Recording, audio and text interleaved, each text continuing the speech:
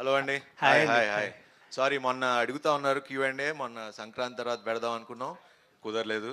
But ఇప్పుడు కూడా actually మీకు సినిమా చూపించి Q&A పెట్టిద్దాం అనుకున్నా. కావాలంటే మళ్ళీ పెడదాం సినిమా చూసిన తర్వాత, బికాస్ దేవర్ ఆస్కింగ్, మీరు అందరూ అడుగుతున్నారని. So I don't want to say no. తప్పకుండా అండి.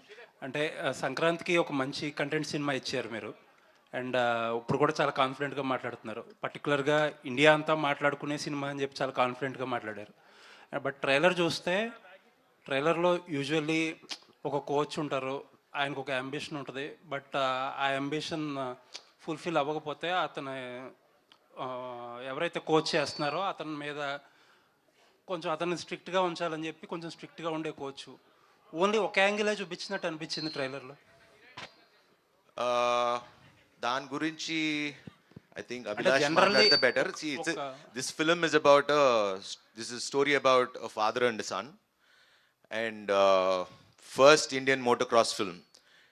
నేను ఎందుకు ఇండియా అంతా మాట్లాడేటట్టు చేస్తాం, అదే మాట్లాడుకునేలాగా ఉంటుంది అని అంటున్నానంటే, ద రీజన్ ఇస్ ఇలాంటి కథ ఎవరు చేయలేదు, తీయలేదు, చూడలేదు. బికాజ్ నేను సినిమా చూసి చెప్తున్నా కాబట్టి.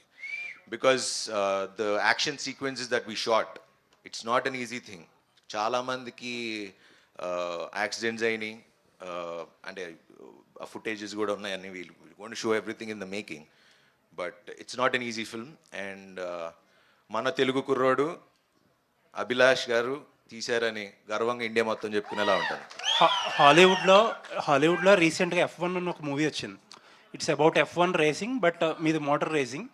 బట్ F1లో ఏంటంటే చాలా కాంప్లెక్స్ గేమ్ రూల్స్ అన్నీ అందరికీ తెలియకపోయినా సరే చాలా ఈజీగా అర్థమయ్యేటట్టుగా డైరెక్టర్ చాలా నీట్గా హ్యాండిల్ చేసి అక్కడక్కడ సటిల్ ఎమోషన్స్ అయ్యి డీల్ చేశారు. అండ్ ఆన్ దట్ నోట్ ఆ ఎక్స్పెక్టేషన్సే ఉంటాయి, ఒక స్పోర్ట్స్ డ్రామా వస్తుంది కాబట్టి. ఇప్పుడు మీరు F1 కూడా చూస్తే ప్రాపర్ మన ఇమోషన్స్ ఉన్న ఫిల్మే F1 కూడా. So typically F1 is also like that only. అవును. బట్ మేము ఇది రాసుకుని ఇప్పుడు ఆల్మోస్ట్ 3.5 years ముందు చెప్పిన కథ ఇది. అండ్ మీరు ఖచ్చితంగా, మీకు స్పోర్ట్ అర్థం కాకపోయినా అది క్లియర్గా మీకు అర్థమయ్యేలాగా తీసాడు మన అభి. సో దాంట్లో ఎటువంటి డౌట్ లేదు. ఆల్ ది బెస్ట్ అండి. Looking forward for another success. Thank you. Sharwa గారు, లుక్ అదిరిపోయింది. ఈ లుక్ కదండి, మా బైకర్ లుక్ కూడా చాలా బాగుంది అసలు. యాక్చువల్గా అసలు శర్వాని ఆ ట్రాన్స్ఫర్మేషన్ అయితే మేము ఎక్స్పెక్ట్ చేయలేదు. సో అంటే ఒక బైకర్ సినిమా అన్నప్పుడు దానికి తగ్గట్టుగా, అంటే జస్ట్ ఇదివరకు ఏంటంటే జనరల్గా ఒక మోటో గేమ్ అనగానే దానికి సంబంధించినవి తీసి, ఇప్పుడు అలా కాదు, ప్రతిదీ రియలిస్టిక్గా అన్ని పోతద్దులో పెట్టి చూస్తున్నారు కదా. సో ఆ ట్రాన్స్ఫర్మేషన్ చెప్పినప్పుడు ఈ కథ మిమ్మల్ని ఎలా మోటివేట్ చేసింది, ఆ బైకర్ ట్రాన్స్ఫర్మేషన్ అనేది తీసుకోవడానికి మీరు పెట్టిన హార్డ్ వర్క్ ఏంటి? నేను పెట్టిన hard work, I think that poster is the answer.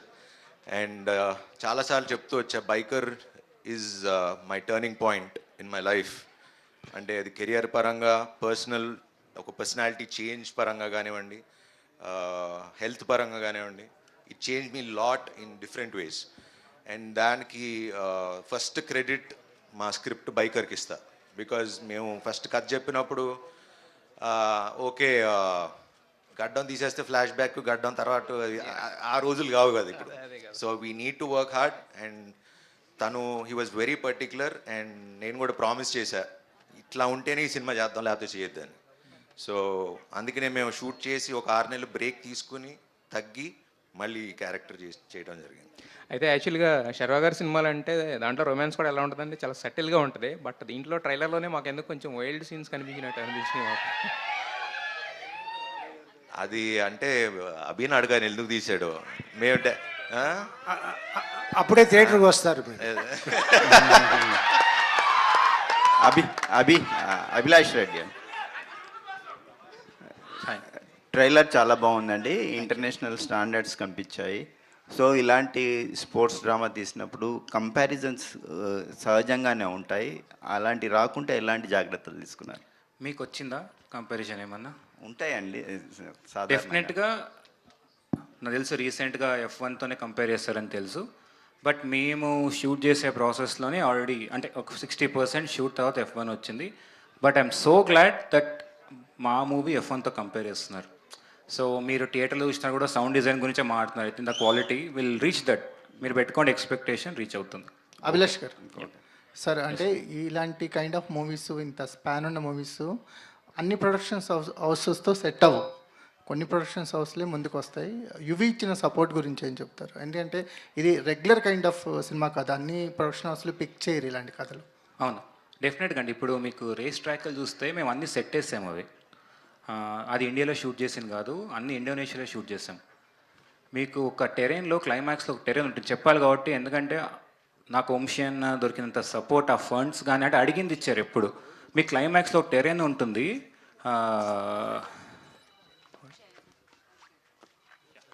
క్లైమాక్స్లో ఒక్క నిమిషం చేయి. 1 minute Yeah. చేరండి సార్.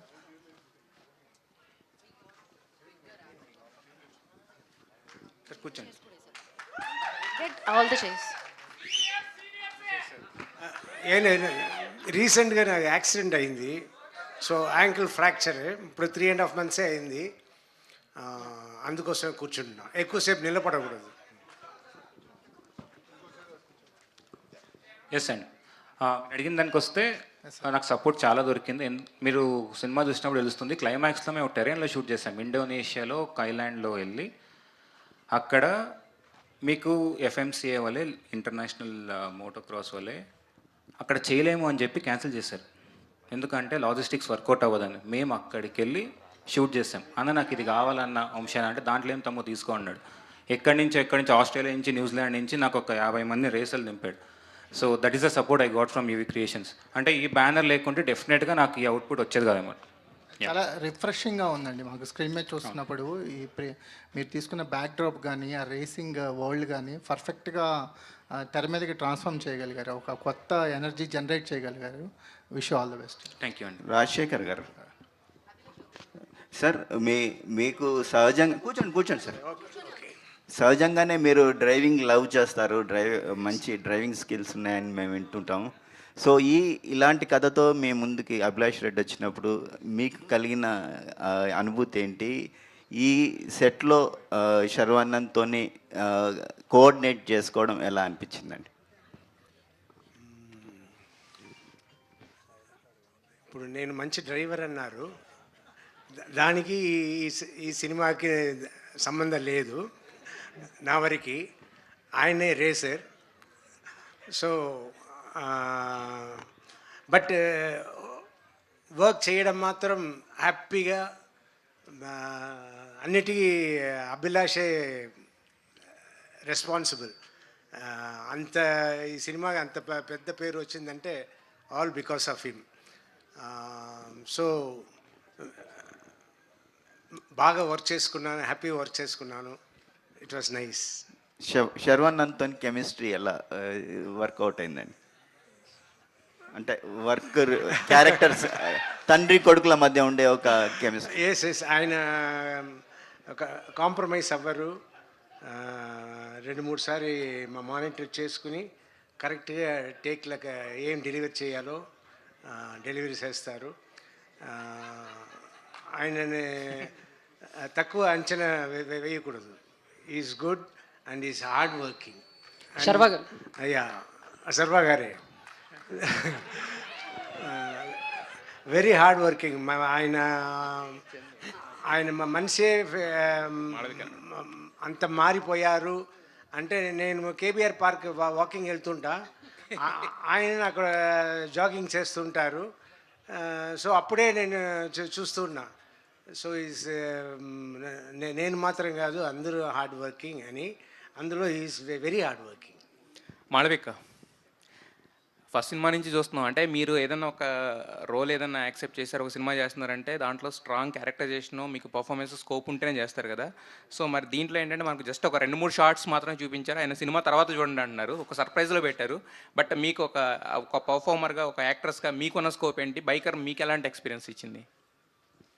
అంటే నేను స్టోరీ రివీల్ చేయను కాబట్టి there's a lot for me to do అండి. And you'll see me in a very different look.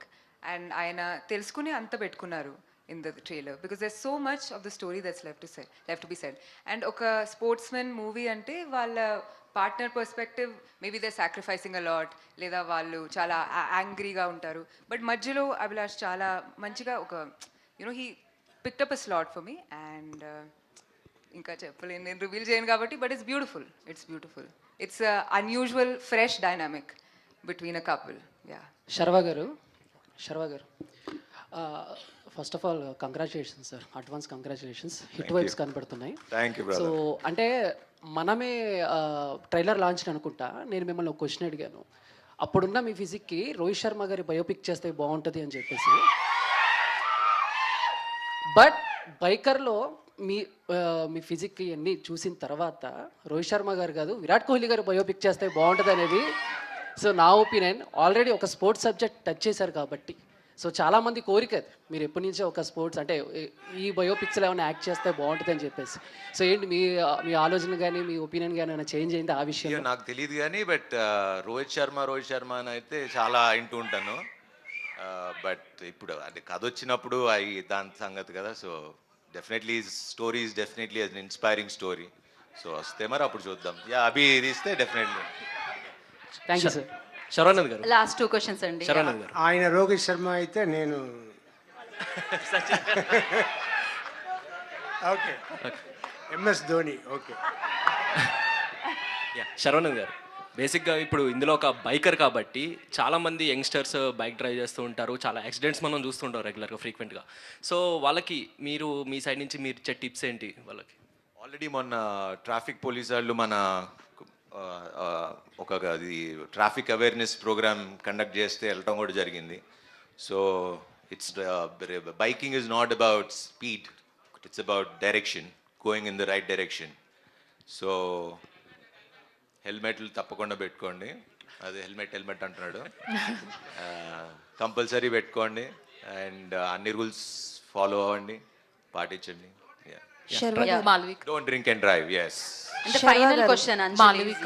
Sharva garu, first of all congratulations, hit vibes కనిపిస్తున్నాయి. అండ్ అంటే లైక్ మీ కామెడీ టైమింగ్ అనేది చాలా బాగుంటుందండి. అంటే ఎప్పుడు వచ్చి ఆ పంచ్ వేసి వెళ్ళిపోతారో చాలామందికి తెలియదు.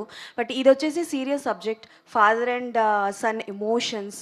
సో అంటే లైక్ ఎంతవరకు మీ కామెడీ టైమింగ్ ఈ సినిమాలో ఉంటుందా, లేకపోతే కంప్లీట్గా డిఫరెంట్ శర్వ గారిని చూస్తామా?